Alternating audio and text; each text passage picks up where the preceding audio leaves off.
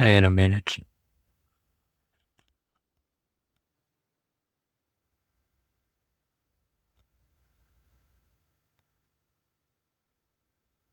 Yeah, then pretty good now.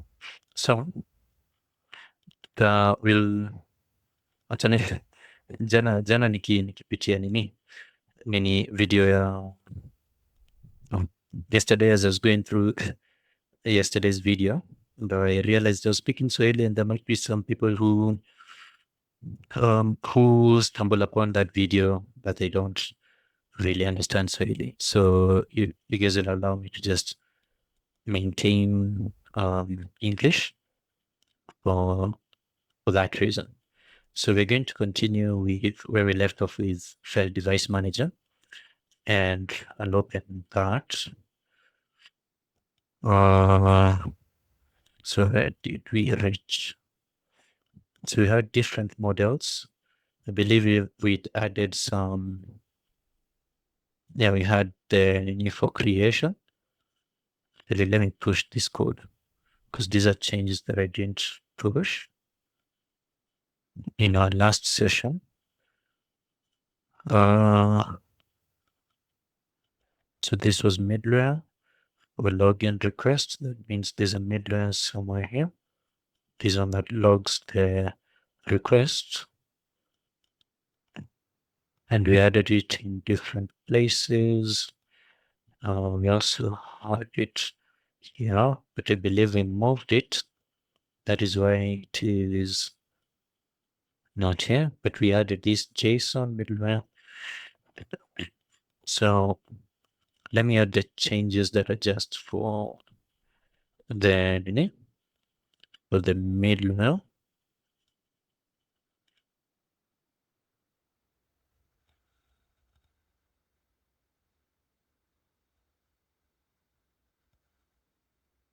And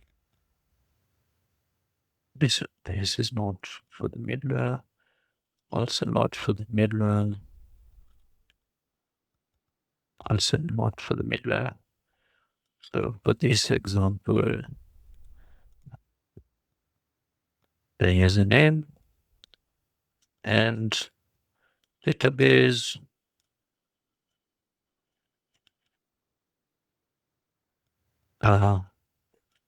database user password.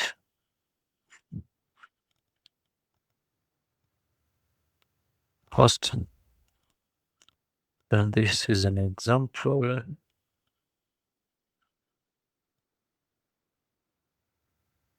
And think that's okay. And this is package log. Okay.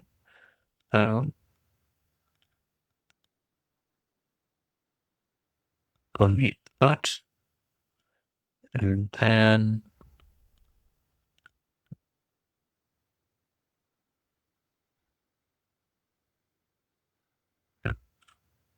package log. And this add.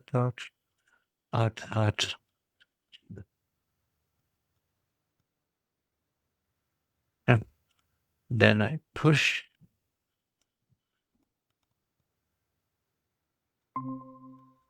Just so that we can have the most up-to-date version of it. I'll let somebody join. John, okay. So we'll continue this, and for today, I'm only going to cover the updating. Seeing that we had some of those we had added. Yeah. So this the update employee and delete employee. So that is what we're going to be setting up. And this employee had a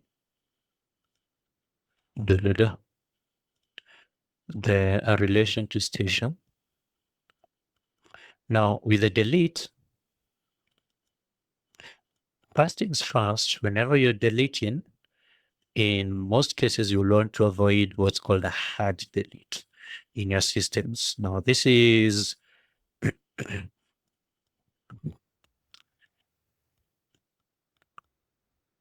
I'm crossing maybe a legal line here by stating this because depending on the kind of laws that you're bound by, if a user requests to delete data, then you're required to actually delete that data.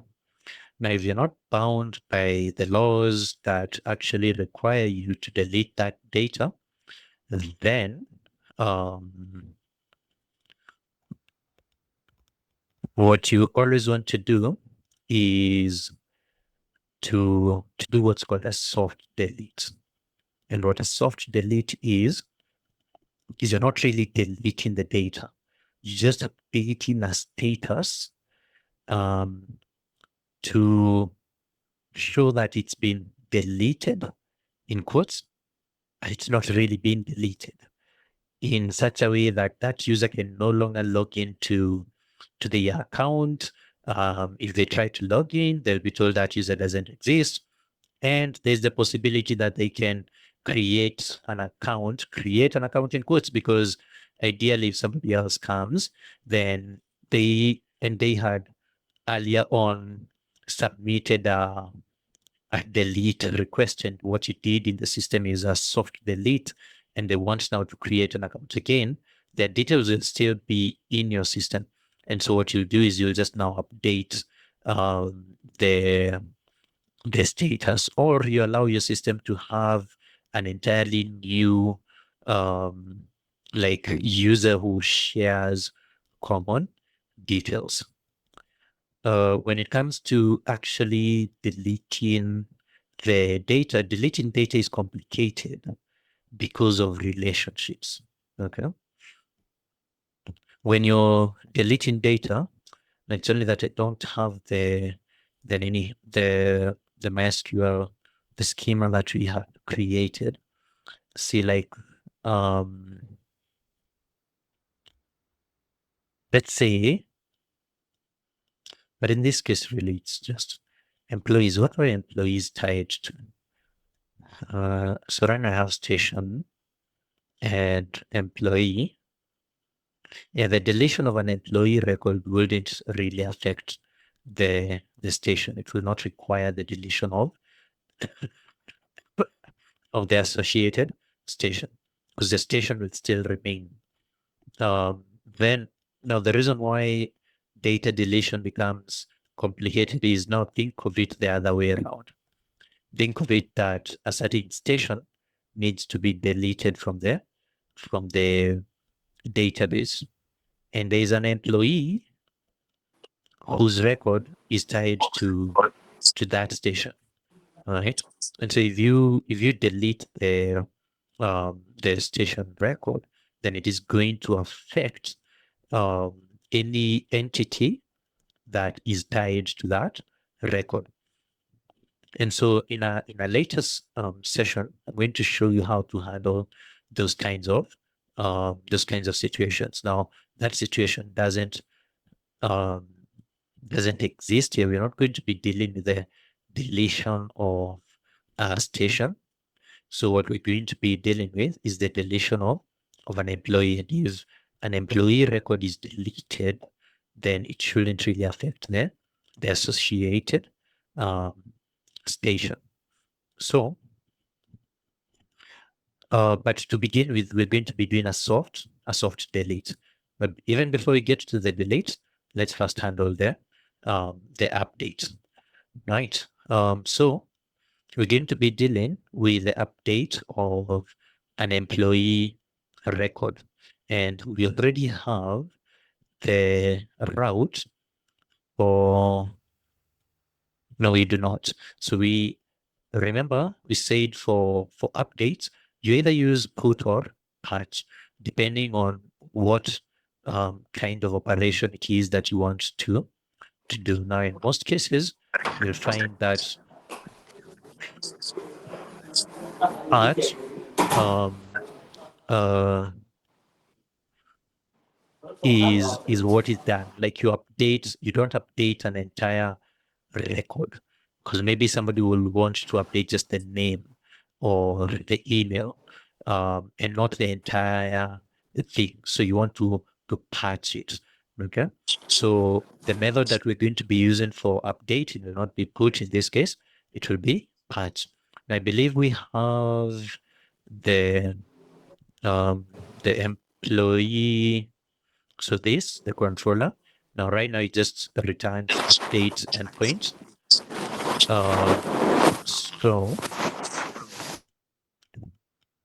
So this updates employee is what we then need to hook into this route right here for employees. So we're going to add one for update, and for the update, it will just something similar, but this time it will be patch, and the endpoint will just be that, and what will be called will be update employee. So you can see that it auto imports because the function already exists in the relevant controller. So this is for create.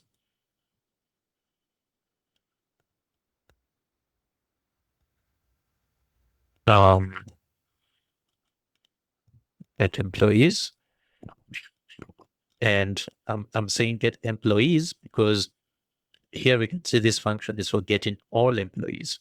Now, there might be situations where you want to get one employee, and we're going to see that as well. So actually, let's have get all employees. Then update employee. So for the update, we want to update just a single employee and not all. Now, you never want to have a situation whereby you mistakenly updating all records. Let's say somebody has sent an update request and they've said, okay, I want to update my name to from John Wick to Jane Wick. And then you do an update of all employee records. And so everybody in your database now is called Jane Wick. That is something you never want to happen. And so what you want to handle is just one employee, and you will handle them through an employee ID. And this now introduces us to the dynamic parameters. So working with dynamic parameters, and we're going to see how we then get access to this. And we'll get access to it through our update employee function, it through the request specifically. So what we're going to do, I'm going to use the logger. I'm going to add the logger. Well, actually, it's already here. So I'll open post one. So I think because of time, I'll just do the update only. And then because it's the same concept with delete, only that you're now going to use a different method when you want um, to delete. I think that part I will have to feature.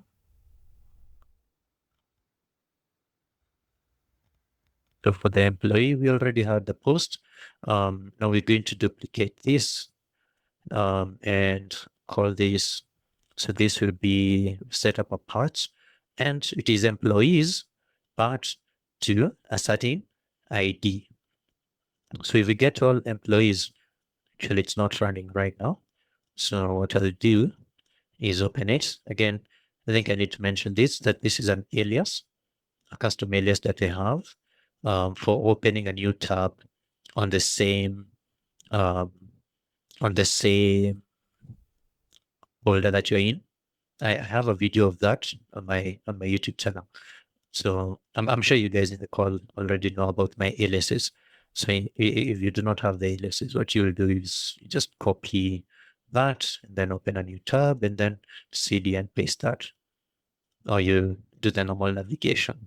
Just will take a bit longer. Or and then into now the server. So entity just new, it's short for new terminal tab. Just makes it easier for me. So I have this server, I need to get it running. So npm run dev, this is also an alias. And failing because I don't know why it's failing. Damn it. Let me see, what did we use yesterday? First one, MongoDB Compass. This not, no, it was a different password actually. I think even a different, first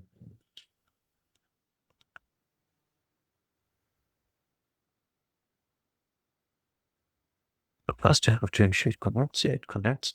Then I copy the connection string. Then I come here in the .env and I paste it up to right there. Yeah, it's a different one. So it was a different host, different username. So let's rs to restart. Perfect. So it's connected and we should have device manager on there. Do we? We do not. Let's refresh. Yeah, so here's device manager with employees and stations. So I'm going to create an employee. We already had that. But before I can create an employee, because I need to pass the station ID, I need to create the station. So I'll have station one, send that request. Okay. Then do we not have a get endpoint for stations? Okay, I don't need it. I just need this ID so that I can create an employee. I need to pass the station ID right there. Send that. Wait a minute. We do not have the code for creating an employee because we do not, then that is what we need to set up first. Oh yeah, we do not. Damn it. Okay. So this is going to take some time.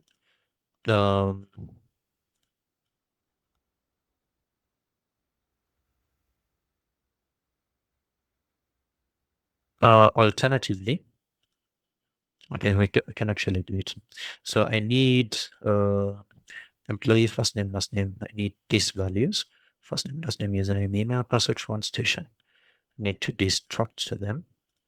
Oh, okay. Actually, this is a shortcut. I'll just const employee equals await. So for await, we need to have a sync await, then employee dot create. Then what I'm going to pass is request.body. Now, before I do that, we need to log just so that we can see what request.body is. Then let's respond over here. So return that. And then we send the same same request. Now I want to see the request.body. Oops. Oh, this is because of the logger. I need to turn off the logger. Meant it out. I do not need everything in the request, but it's right here. It's right here, the request.body. It was first name, last name, username, email, password, phone, and station. I think that is all that's required by our model. First name, last name, email, phone, username, password, and station. First name, last name, username, email, password, phone, and station. Perfect. So we have all the data that we need. So I can bad practice to do this. Only doing this as a quick solution just so that we can have success through message employee created successfully. Then let's just return the employee. Also something that you don't need to, because you don't need to return the employee data, like all of the data that is created, but this is for the sake of us just seeing the data of the employee that has been created. So let us test start, send it. Okay, employee created successfully, 200. Okay, so no errors here. Good. So we see the employee that's been created with that station, first name, last name, email, phone, username, password. So you have this underscore ID. This is what is important for us for when we're going to be updating. So this is the employee that we then want to update. So we can get employees, and you can see that the get employees populates the station that that particular employee is in. So we have the ability to create an employee. We have the ability to create a station. So what we want to do is the ability to update an employee. So here we will add now. Remember, we've set up this route as a dynamic parameter. Right here, we have this dynamic parameter. And so what that means is that after employees, then we need to add something over here. And for now, I'll just add that because what I want to do is to see what gives us this value in our Denny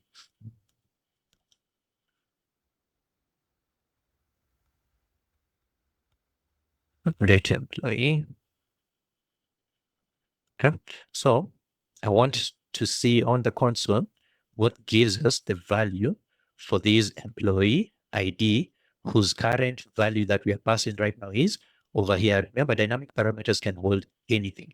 And the way that we're going to do that is by returning now that logger over here, that middleware for login, because I want to see the requests, and that is all that our log request middleware does.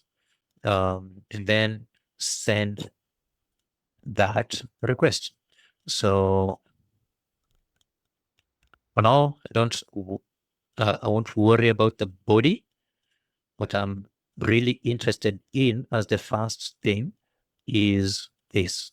So when I send, we have there the requests. And what you then can do is just look. So there are different places where you're going to see the over here. So you have the original URL, we see it over here. We have in this past URL, we have the path, we have the path name, we have the href, we have raw. All of that gives us over here. But what we are really interested in is something that is going to give us both the name that we have assigned. Remember, we gave a certain name to that parameter. I don't see it. Where is it? So we have the URL again over here. We have the method. It is patched. Still not what we're looking for.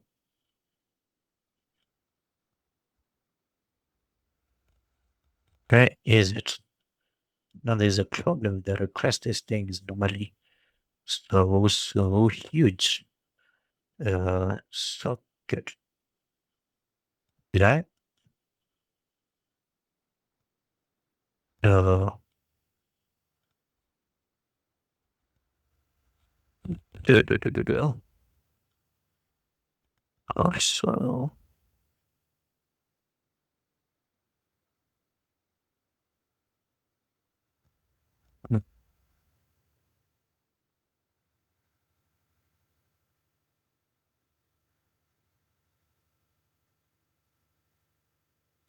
Where is what I'm looking for? Where is it? Where is it? Where is it? Don't think it's inside client. It shouldn't be inside client. Damn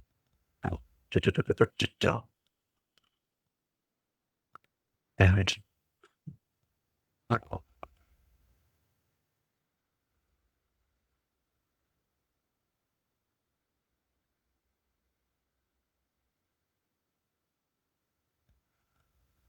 actually, it's supposed to be under params, is it not? So just a second, I check what I've done wrong. Where is it? Okay. The logger.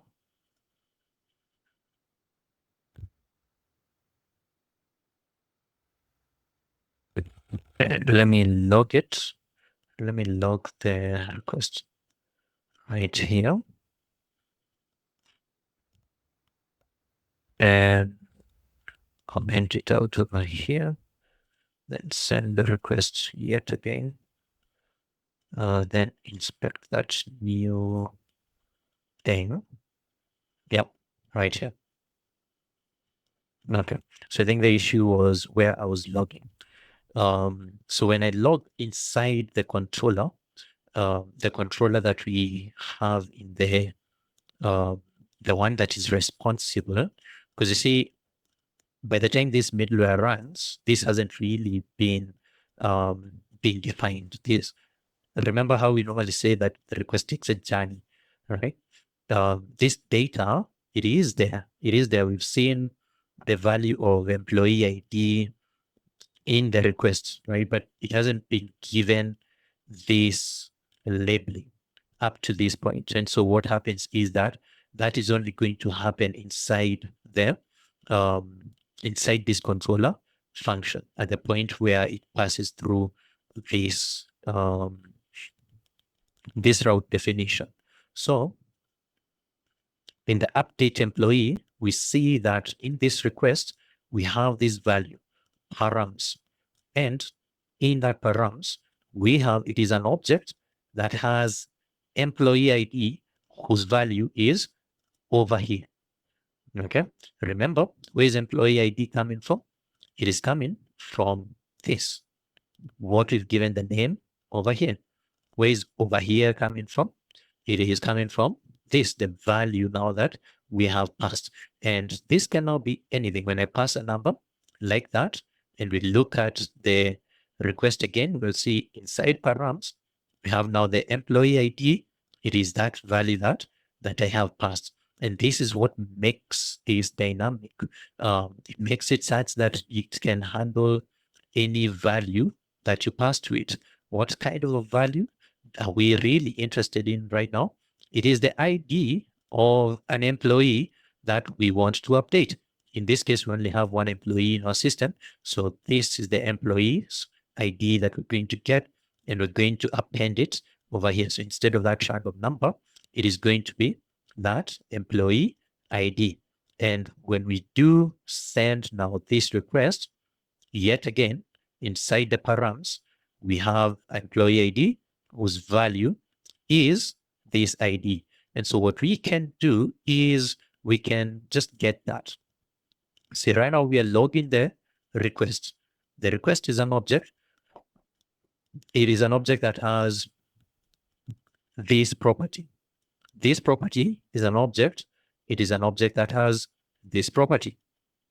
This property has a value, which is the ID that you have passed within your request. So how do we get that? I hope you guys have not forgotten your ES6, your destructuring. We're now just going to destructure that and say const employee ID equals request dot not body dot params. Okay, so when we destructure the employee IDs from request.params, remember request is an object, params is also an object. That object has a key employee ID whose value is whatever has been passed within this request. So now if we log the employee ID, we will just get that value. So when I now send this request afresh, that is the value that that we get. That is how you deal with dynamic parameters. So here, the logic flows in that you're now going to reach into the database. First of all, confirm that there is a user with that ID. If the user doesn't exist, then you will throw an error that, hey, you've given me bad input. Okay. So there is Mongoose makes it super easy to handle all of that. So once we have the employee ID, what we can then do is use it to find and update. So here we have updated employee, and this is await employee. So the model, remember this model has been imported all the way at the top over here, which is a model that we defined. And so it gives us access to some of those methods, not some of all the Mongoose methods that will now allow us to interact with the database. And what we want to do with this particular logic is we want to find the ID, find the employee by their ID, and then update their data. So we will call the method right here. So you can see that um, if I just a second.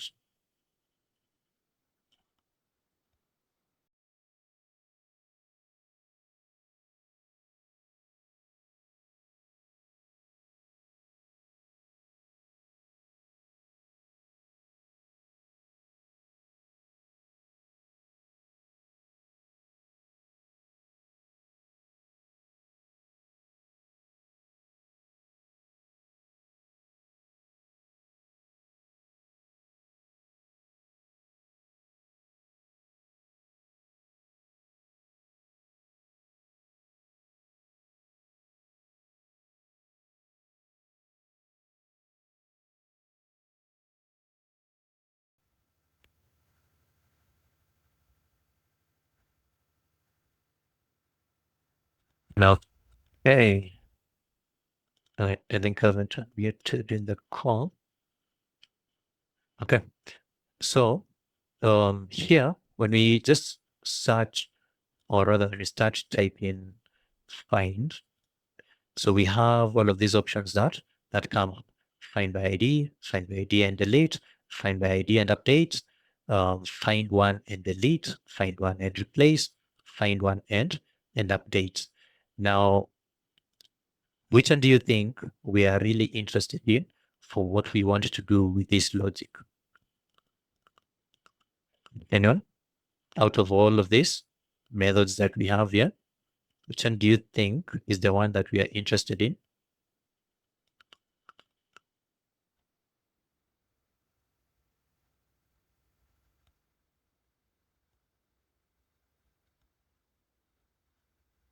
Anyone who has an idea?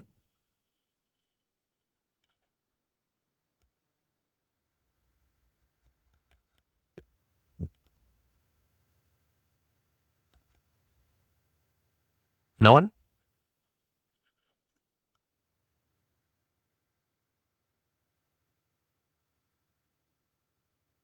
Well, I hope you guys are following. Um,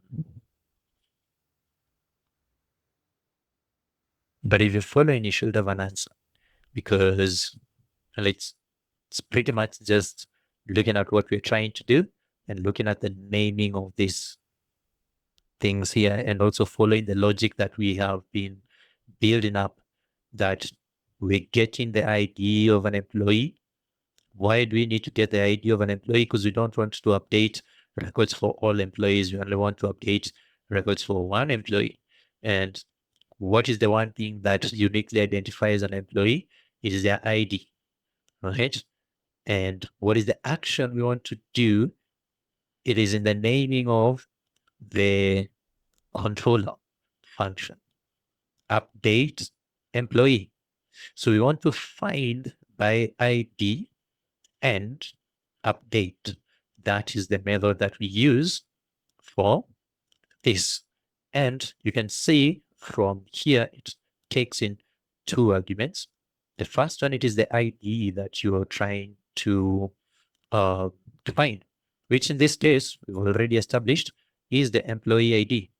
And the second thing that it takes is the data that you want to update, their first name, last name, all of that. So all of that is going to come from request.body. Now, one of the reasons why I said earlier that you do not want to do this request.body kind of operation directly like this is if you do not have validation before reaching the controller. Now, in a complete system, you would have the validation happening before the controller. So you see where in the route where we have these log requests, you add a middleware. So these endpoints that require some data to be sent with them, the endpoints for post and now the endpoint for parts, you'd add a middleware that validates the data. Okay. So in that case, if the middleware, remember the analogy that we've always used about the middleware, it's a checkpoint that is coming along the path of the request. So by the time the request gets to the controller function, it's already passed through the middleware, and the middleware has done its validation. So by the time that requests get to the controller, we know the contents of body are safe to just use. It contains the fields that we need. In other words, it's been validated. Okay. So you can just use body directly.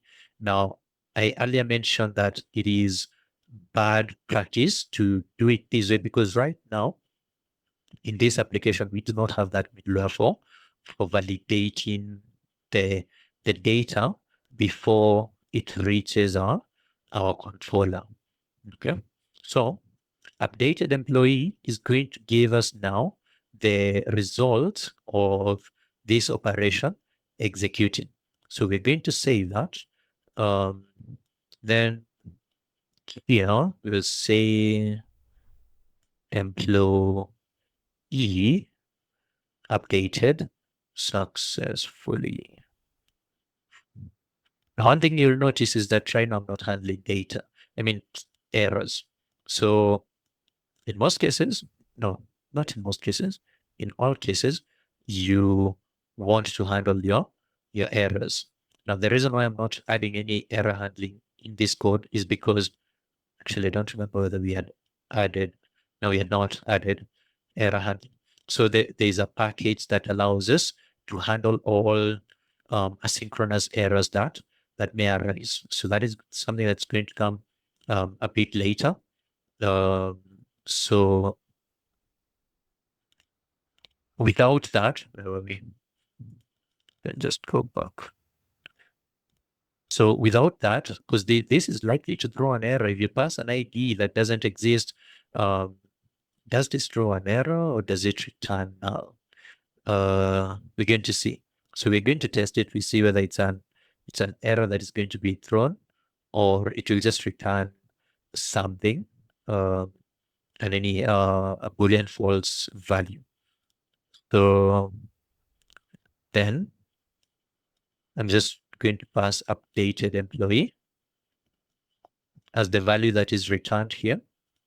So now we can test that endpoint with this. So I'll open them side by side to see any errors that are thrown.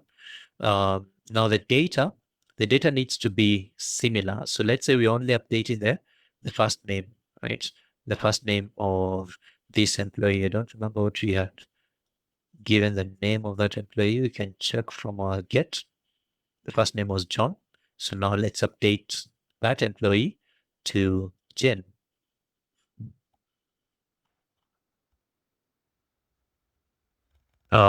So my expectation, remember we always work with expectation and result. My expectation is that when I send this request, it is going to get this ID from the URL. It is going to store it in the variable employee ID because we have destructured. Then it is going to use that ID to reach into the database to find by that ID and it is going to update that record using the data that is in the body. Now, this is a part because it is going to allow us to just then update that value that we have passed within the body and not entirely do an override of the entire document. Okay, so that's my expectation. Let's see what the outcome is. So I'm going to send this. Okay, so I don't see any errors on the server side, and I see updated employee. Now there's a problem because first name of updated employee is still John. Now my expectation was that since this has been updated, we are going to get Jane as the as the result. Now let me just confirm by getting the employees yet again. Okay, so we see that it has actually been updated. So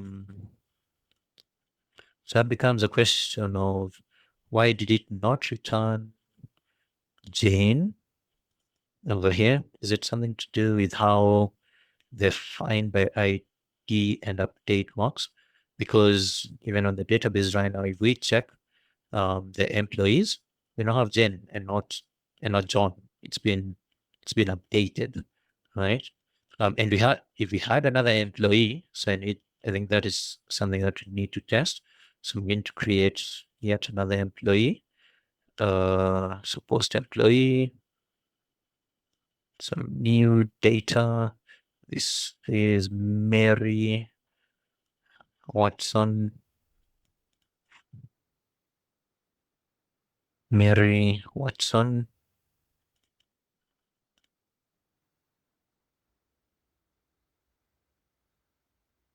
This is going to be her password, Mary1234. One number. Then station, same station. Or do we? Yeah, let's create station 2 because remember, 2 employees cannot share um, the same station. So this is station 2. We'll get that. Then when creating the employee, we pass that as the ID of that person's station. Then we send. That should create our employee, Mary Watson. Now I'm going to update Jane yet again.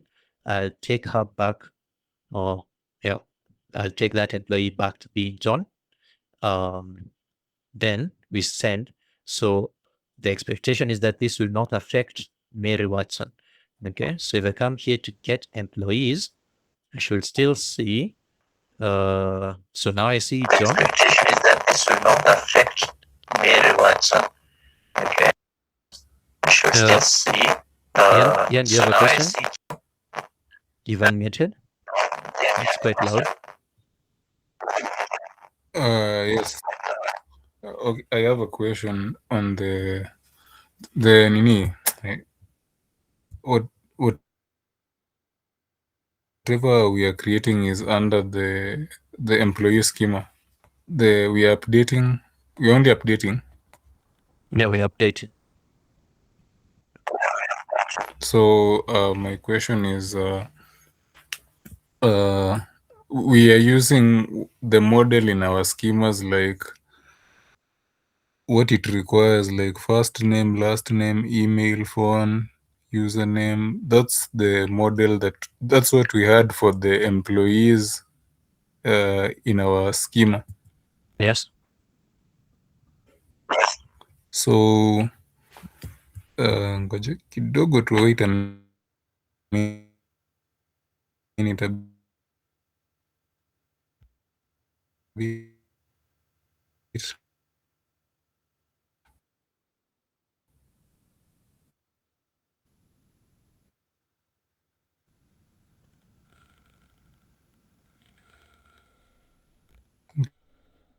Okay.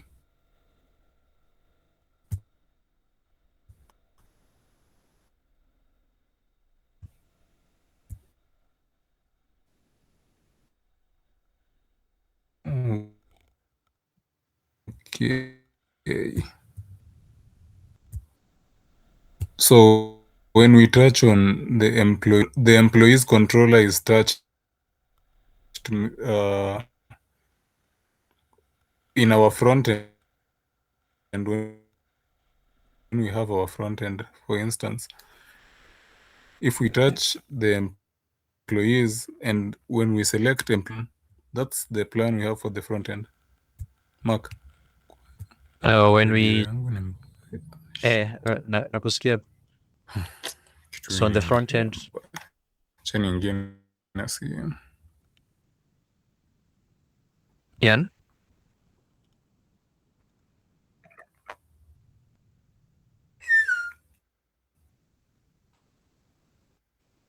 now can the rest of you hear me? Oh, yes. Oh, nilikuwa nauliza Yeah. tuseme the way we hello. Yeah, Unaweza Ian, I can nisikia? hear you. Yeah. Okay. So I'm asking the Uh-huh. employees, for instance, you can hear me? Okay. So I'm saying employees, for instance, we created an interface in the front end for the employees. It has those last name, first name, email, and stuff. So when we when we fill up on the first name, it's going to the backend to touch on the employee's controller. Yeah, anything to That's do my with question. employees will go through the employee's route. The controller will depend on the operation. See, we have routed Okay. based on the method, right? We have different routes for the employee.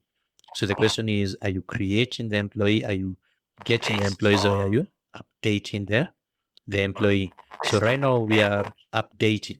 So it will go to this controller because this controller is the one that is responsible for for updating. If we were creating the employee, then this is the controller that is going to handle the creation of the employee. If we are getting employees, then this is the controller that handles the getting of the employees. So on the front end, it's just a matter of what are you doing? You send the right, you send to the right endpoint using the right method. So the endpoint for updating, first of all, the method will be patched, and the endpoint will need that there be the employee ID. So if the employee ID doesn't exist, then that's another thing that will probably add in our code right here. So before you do any of this, before you do this, you'd first validate the employee ID. And with Mongoose, there's a way to validate that it's an actual. Ian, could you mute because there's a bit of an echo? Like I can hear myself. So just mute, and then when you have a question, you can raise it. You can unmute and then raise it. So, um, so the validation of the employee ID would you can do it.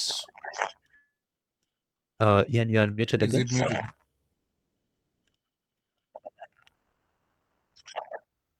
You're unmuted. You have a question?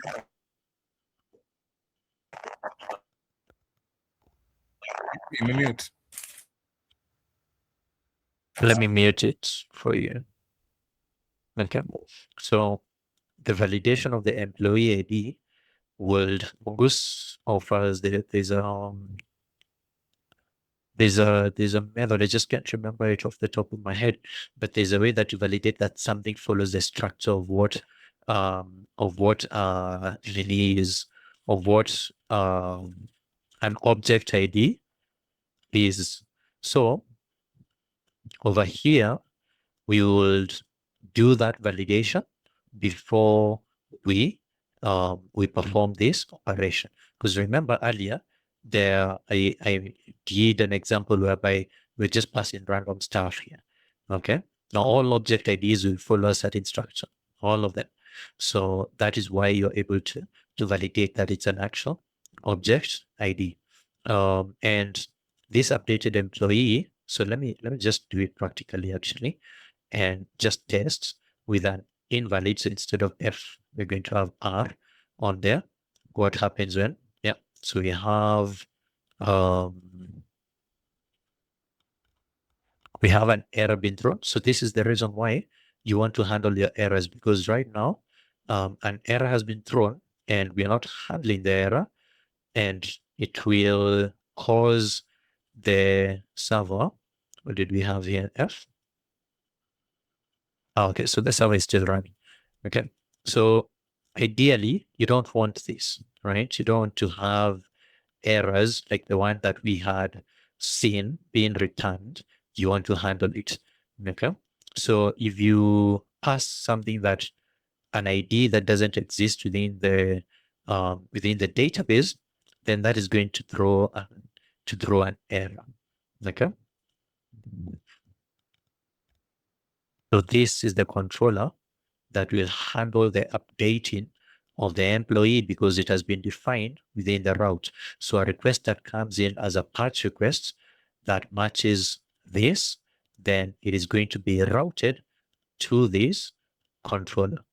That is the purpose of the routing. So on your front end, what you have to ensure is that when you're making that request, see the way that we're making the request on here, we're making a patch request to these endpoints that matches that um, structure in that it is API slash v1 slash employees slash an ID. That is the only structure that is then going to be handled by this controller. So this controller then does what? It extracts the employee ID from what we've named this dynamic parameter. If we name it something different, then we extract it based on its name. Then we use it to find that employee and update the employee. So we call this method first argument we pass is the employee ID, then the data that we want to update. In our case, we're just passing the first name. If you wanted to update the last name as well, you will pass it in here um, like that. So this will be last. So if we pass this, and let me make this John 2, and I send, so we still get back the current values. But if we go to employees and we send, now we no longer have John and week, we have John 2 and last. Okay, because that is the data that we have passed as the data that we want to update. Now, this, I will leave it to you to go and find out why this updated employee doesn't give us back the updated value and what we can do in order to get the actual updated value. Okay. So an exercise or a task for you by tomorrow is to update this code and push to GitHub. But again, do not copy paste. Um, just reference. Update this code in such a way that what is returned here is the data of the updated employee and not the current. See, when we sent this with John 2 and last, my expectation was that it should return John 2 and last here, but it has returned what it was just before the update. So task to you, find out what the solution is for it to return the um, the the updated values. Now, something else that we absolutely must never do is this. See these passwords, storing them in plain text. I believe when we are setting up the registration flow, we mentioned that this is something that you never do, right? When you're creating a password for somebody, you do not save their password in plain text. Okay. So yeah, that is it about updating. So there's that task that I've given you, and there's the validation of the employee ID. Now there's a lot more things that you need to do before this gets to like production level application.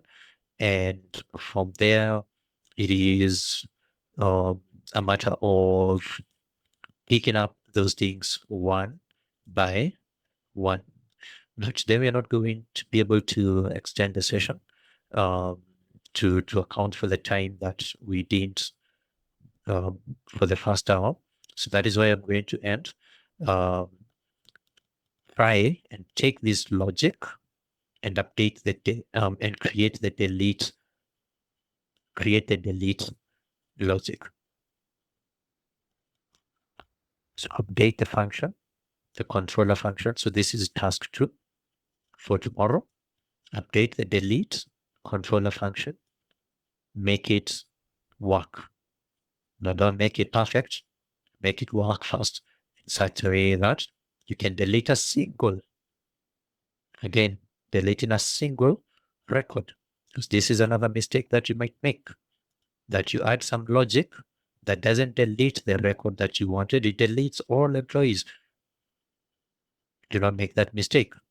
Now, this is a testing environment, so in case you make it, that's okay. It will be a learning thing.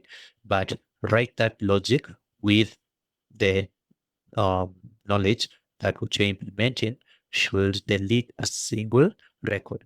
And so if I send on my Postman, if I send a request to delete and it has this ID at the end right here, it should only delete the employee with this ID. It should not touch. So this is the idea of John Wick. It should not touch Mary Watson. So when I come here to get employees and I send, I should only see Mary Watson. It should delete only John Wick. Mary Watson should not be touched. Okay? Is the task clear?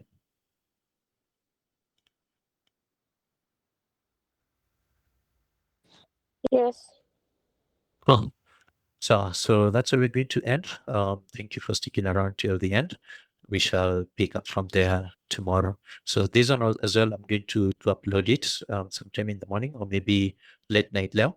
Then I'll share it in your group so that if you need to review what we've just done, you can do that. Right? So have a good night. See you tomorrow. Bye.